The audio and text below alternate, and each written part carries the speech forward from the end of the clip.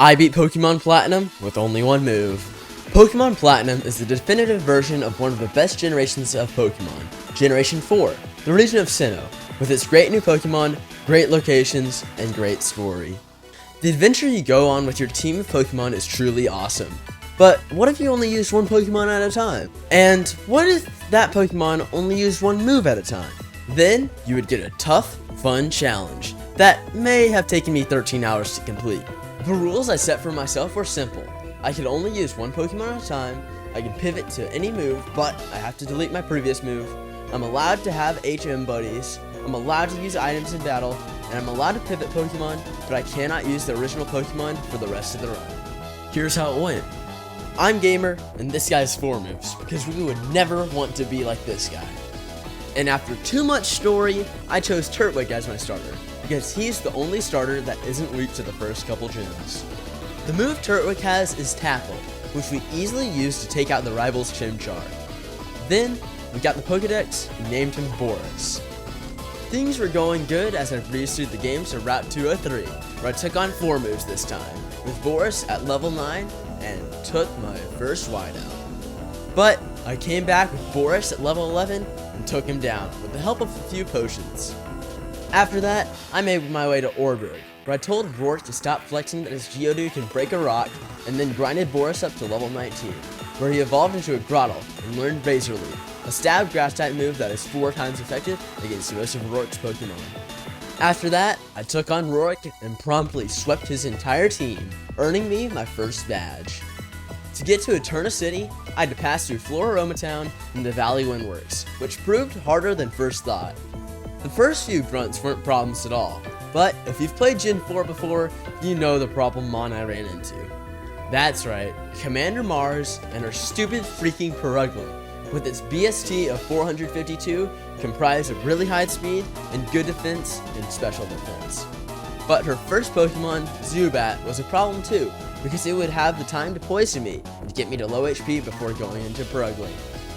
Good news was that Grottle learned Bite at level 22, so eventually I learned it, which allowed me to take out the Zubat much faster and have more HP for the Perugly. So I took 3 more resets and beat Mars with antidotes and potions to spare. After that, the next obstacle I ran into was Eterna Forest. When you first enter Eterna Forest, you meet Cheryl, who you have to escort to the end. The bad thing about Cheryl is that she makes you participate in multi-battles with her. Multi-battles are pretty much just double battles, but you can only control one of the Pokemon, with the computer controlling the other.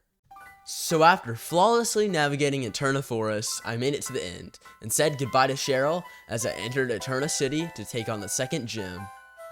The real problem I encountered was the fact that my level was getting too high. The next move I wanted to learn was Mega Drain, and Grottle learns that at level 27, which I was quickly approaching at level 25. And I couldn't use the move reminder because I only got access to him 3 gyms later. And Eterna City forces you to fight all the trainers in the gym, so I couldn't just immediately take on Gardenia. So, after clearing out all the trainers in the gym, I started my battle with Gardenia at level 26, halfway to my next level and having to take out 3 Pokemon. But after using Bite to take down her Turtwig and Roserade, I finally leveled up to level 27, going into her last Mon and learning Mega Drain. But thankfully, her last Pokemon was Cherrim, which was way easier to take out than her 4 times resistant Roserade would have been. So I beat Gardenia and got my second badge, ending my stream at 3 hours in-game time. I started my second stream of this challenge blissfully unaware of the pain that awaited me. I streamed all this on YouTube, by the way, so if you want to see the full challenge, there's a playlist of the VODs. Remember how at the end of the last gym I learned Mega Drain? Well, that was finally coming back to haunt me. The next major story beat is the Team Galactic building in Eterna, and the fight against Commander Jupiter, who, not as infamously as Mars' Perugly, has a Skuntank as an ace. Problem with this is that Skuntank resisted my newly learned move, so there was no way I was taking out this thing easily. After another whiteout, I decided that I needed to grind, so I got Boris up to level 31, and he still lost. So I grinded him up again to level 32, where he evolved into a Torterra, and, with the higher stats, still took some heal stalling to beat Jupiter's level 23 Skunk, after another nearly 2 hours of in-game time. Finally, I left Eterna, taking a bike, a pickaxe to Underground, and an XP share with me. I used a cycling road in Mount Coronet to make it a Heart Home City, where I had to remind the gym leader she has a gym and isn't just a supposed contest star. The gym puzzle this time isn't math, unlike in Diamond and Pearl, so I was able to make it to Fantina in no time, totally not taking another stupid whiteout. And with some bad luck with confusion, I had yet another whiteout on my first attempt against Fantina. But I came back and took Fantina down with only a little annoyance by a Will-O-Wisp burn. As I basked in the glory over the winning of my third badge, I had no idea that the next fight I encountered would be a far greater roadblock than Jupiter ever was. I left Heart Home feeling victorious after defeating what I thought would be the hardest trainer of the stream, but little did I know, the real hardest trainer awaited me just outside Heart Home on Route 209. That's right, definitely the hardest trainer of the stream, and maybe of the challenge, was none other than 4 moves. Out of his 4 Pokemon, 3 of them resisted my Grass-type move, so I would have a very difficult time having enough Power Points, or PP, to beat his whole team. I should probably explain what PP is now. If you haven't played Pokemon before, PP is the amount of times a Pokemon can use a move. If a move runs out of PP, you cannot use the move again unless you A, heal at a Pokemon Center, or B, use a PP restoring item like an Ether or an Elixir. Usually, the stronger a move is, the less PP it has, so you can't just spam strong moves. Mega Drain is a decently strong Grass-type move, and it restores health, so it only has a PP of 15, which is pretty low for the one move I've been using. So, I tried the battle 10 times, but failed every single time, so I ended stream for the day and decided to grind off stream from level 38 to level 41. And, after a day of rest, I came back to the battle next day and beat it first try, without using any PP restoring items. Finally, I was able to actually start making it to the next gym after taking the same amount of whiteouts on one battle that it took throughout the entire challenge up to that point. I decided to buy some Moo Moo Milk just north of Salacian Town, which is one of the best healing items in the game, restoring 100 HP. On my way to Pastoria City, I ran into an Ace Trainer with another Roselia, which made me run out of PP again, forcing me into another whiteout, then again, but on my third try, I made it through and arrived in Pastoria City. Before I could take on the gym, I had to complete one of the most annoying gym puzzles, in my opinion. But after that, I took on Maylene, and the only thing that worried me was the Lucario who resisted Mega Drain, but that wasn't a problem using my new Moo Moo Milk, and I took her team out first try, and learned my next move, Crunch, at level 45. And then I took out some Galactic Grunts that took Dawn's Pokedex, and then easily made it to Pastoria. But before I could take on the gym, I had to fight 4 moves again, but this time with Crunch, I took out his entire team, no sweat. Speaking of taking out an easy team, the Crasher Wake fight was a breeze. I wiped out his whole team, once again, wiping out a gym first try. So after story, and more story, I ended up taking another 2 whiteouts due to some annoying fog, then 1 more to Cyrus and a Sneasel, and ended stream by catching my first and only pivot of the run, Swablu. The reason Swablu is so important is because it evolves into Altaria, one of the earliest dragon types in Sinnoh, who learns Dragon Breath at level 35, a dragon type move that can also paralyze and had a higher 20 PP. The reason dragon type moves are so good are because they are neutral against every type in the game except for Steel.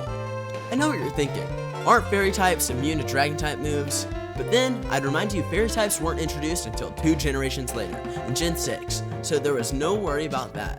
But unfortunately, the thing you should be worried about is that the next gym is Steel type, the one type resistant to my only move. But that was something that I would worry about in my next stream, after I grinded up Skylar, my Swablu, up to level 35, where it evolved and learned Dragon Breath. Then, all the way up to level 53, the same level as Boris was before his retirement.